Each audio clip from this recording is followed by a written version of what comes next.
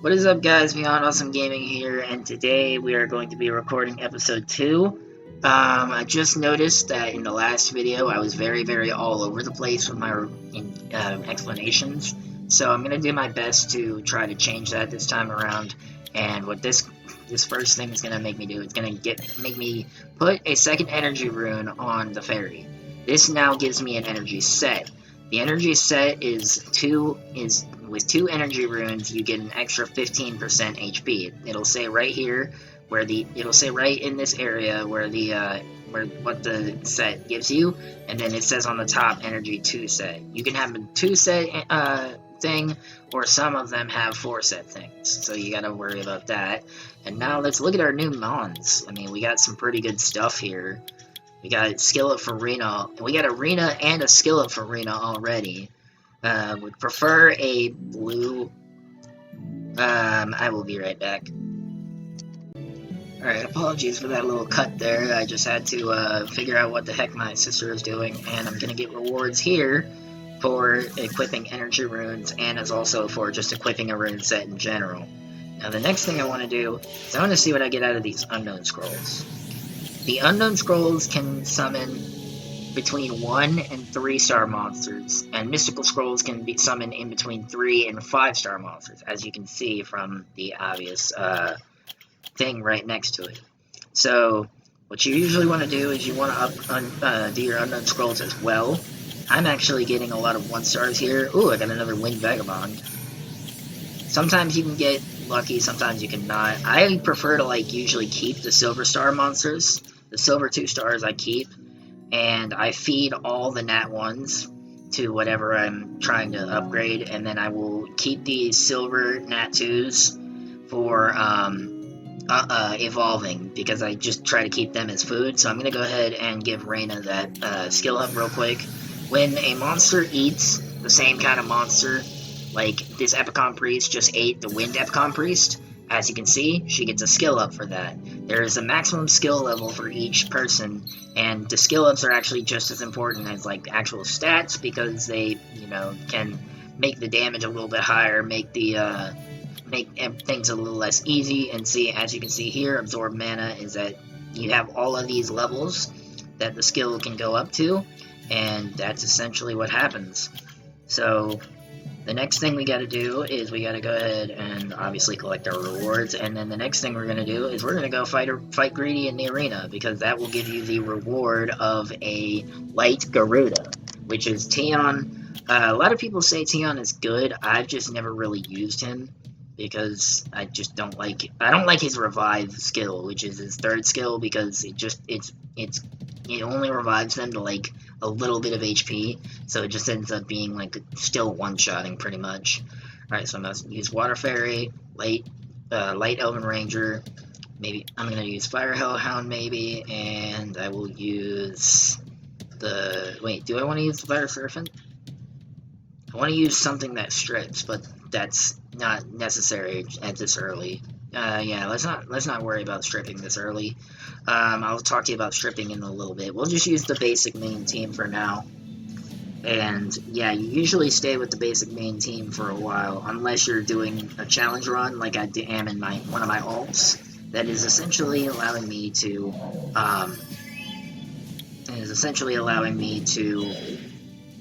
only use 3 stars or lower, because I want to try to make a challenge of that so I can actually learn. And I just accidentally used the water skill on the wrong thing. I'm gonna use the wind skill here, fire this guy. I was gonna try to see if I can kill it, but I guess not. Alright, I'm gonna kill it here. Light Elven Ranger's gonna do that, and I'm gonna just go ahead and do that. You usually don't want to auto in arena, because auto is stupid, and a lot of people who defend stuff in arena are actually very smart. So, basically, if you auto something, they can end up using the wrong move and just completely screwing you on arena. Yeah, look forward to more matches, and today we're going to go ahead and, it's going to tell us to place our defense. I'm going to go ahead and put just Reyna on defense, because one monster defenses, especially with low-level monsters, can actually keep you in the lower-level area of arena, so that way you can keep climbing back up, and you don't have to worry about fighting things that are level 50 in like 10 arena fights or whatever, because then you also get taken back down by your one defense monster getting defeated all the time, which is a good thing. You only really want glory points. You don't care too much about that. Alright, so the next thing we gotta do is we gotta search Mount Size, which is the next scenario drop. Mount Size is essentially where you're gonna get your first farmer, and probably the one monster you will stick with for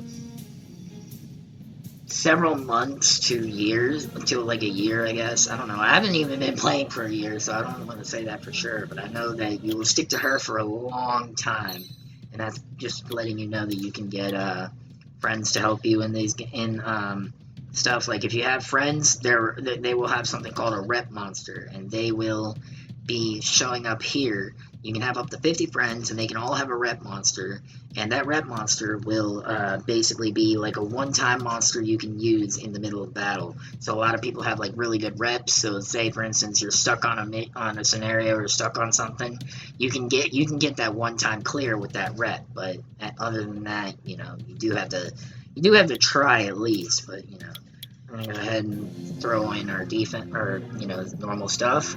It should still be autoing, so that'll be fine. And she's gonna ask us, oh my god, monsters in the ruins? Oh no. But yeah, we're just gonna go ahead and continue on with the Mount Size.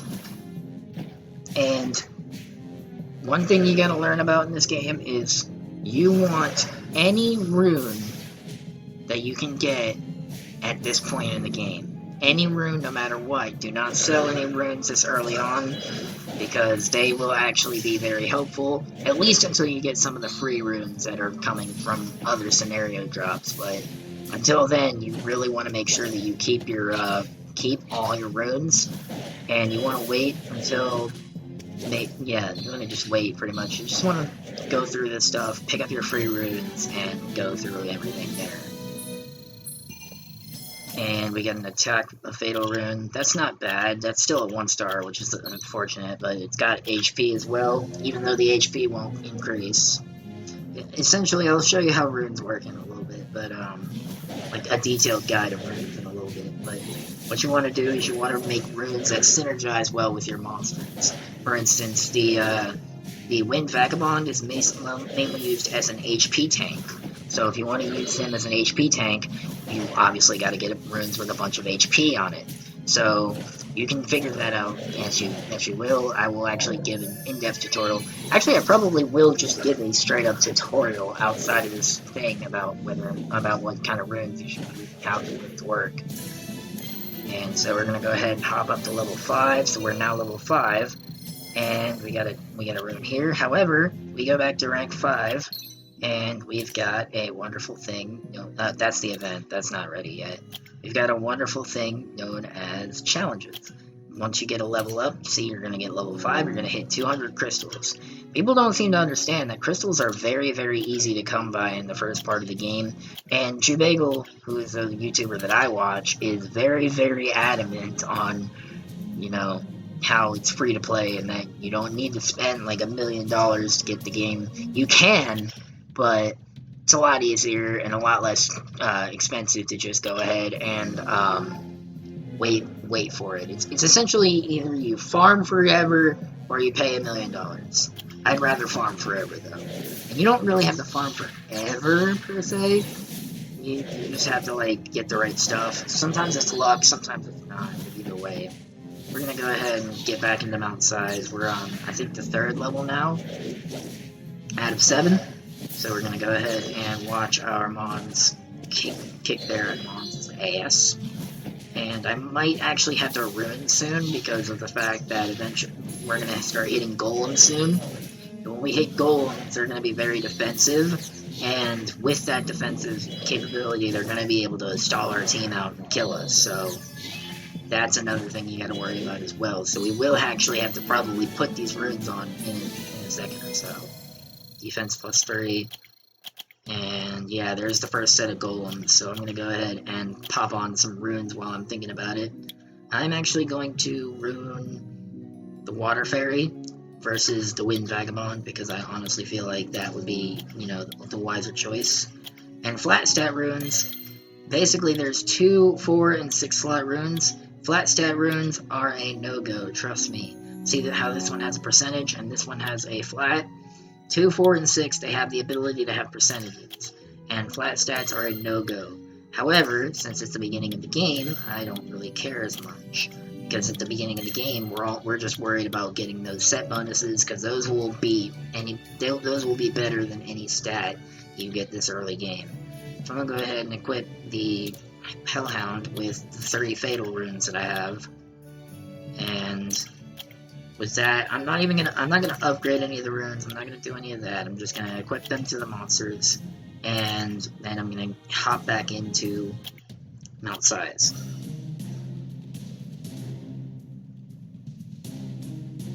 We are at Destruction, which is the 4th level. Essentially, you can tell the level by the name, sort of, like Destruction.